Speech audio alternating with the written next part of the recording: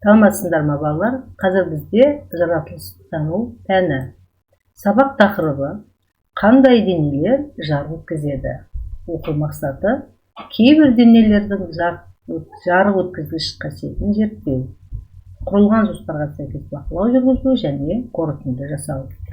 Осы жаңа тақырыпты өтпестен алдын біз өткен сабаққа шолу жасайық. Өткен сабақта біз көш және қозғалыс тақырыбымен танысқан болатынбыз. Қозғалыс дегеніміз не? Кім айтады? Қозғалыс дегеніміз бір орыннан екінші орынға ауысу. Қозғалмалы денелерді білеміз ба балалар? Қозғалмалы денелер адамдар, жануарлар, құстар, балықтар. Өйткені бұлар қозғалады. Секіреді, жүгіреді, ұшады. Ал енді қозғалыссыз денелер. Қозғалыссыз денелер өздігінен қозғала алмайтын денелерді айтамыз. Олар мысалы карта, ғимараттар және тас.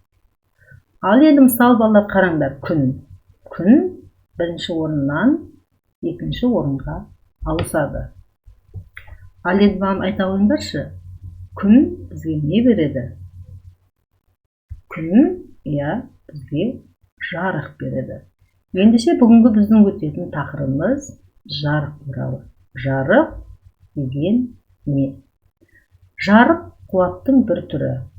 Осының арқасында тірі жаратылыстардың барлығы, оның ішінде адам баласы да айналасындағы әлемді көре алады. Жарықтың өзі көзге көрінбейді, алайда өзі басқа заттардың барлығына көрінуіне себепші болады. Ол түзу сызық бойымен қозғалады. Жолында мөлдір емес зат кездессе, сол заттың көлеңкесі пайда болады. Ал енді мысалы жарық екіге бөлінеді. Табиғи жарықтар және жасанды жарықтар. Үйге қандай жарық түсіп тұр деп ойлайсыңдар? Үйге қандай жарық түсіп тұр? Жарық нені кесіп өтті? Ойланамыз. Үйге ненің жарық түсіп тұр екен? Күн жарығы түсті, мысалы. Нені кесіп өтеді? Терезені және әйнекті. Жарық қандай денелерден өтеді екен? Қандай заттар мөлдір болады? Біз өткенде ауаның, судың қасиетін өттік, бұл есімізге түсіреміз. Су, ауа, ол қандай заттар? Мөлдір заттар еді. Енді осы жерден біз қандай қорытынды жасауға болады екен? Жарық мөлдір денелерден өтеді. Енді балалар, біз қазір дәптерімізді ашамыз. Бірінші тапсырма. Зерттеу жұмысы. Берілген мәтінді жақсылап оқимыз. Осы бойынша денелердің жарық өткізгіш қасиетін анықтаймыз және қорытынды жасаймыз. Мөлдір денелер жарық өткізгіш. Мөлдір емес денелер жарықты жұтады, өткізбейді. Және кейбір денелер жарықты жартылай өткізетінін дәлелдеп көреміз. Келесі тапсырма, екінші тапсырма.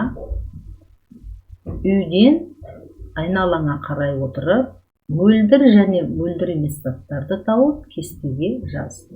Бізде кесте берілген мөлдір және мөлдір емес.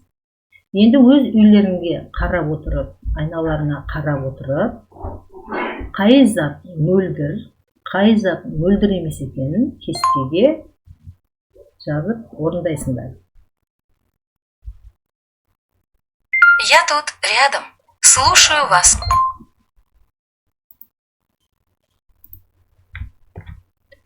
Ал енді үй тапсырмасы. Су құйылған пластикалық бөтелке, қызанақ шырыны құйылған бөтелке, бос аквариум, полиэтилен қалта, хрусталдан жасалған құмыра, теледидар, алма, саздан жасалған құмыра, шыныдан жасалған үстел, кітап, полиэтилен, қолшатыр. Осы сөздерді жарықты өткізеді, жарықты өткізбейді деген екі топқа бөліп, анағыдай кесте сызып алып, сол кестеге біріне жарық өткізеді, екіншісіне жарық өткізбейді деп толтырып орындап жібересіңдер.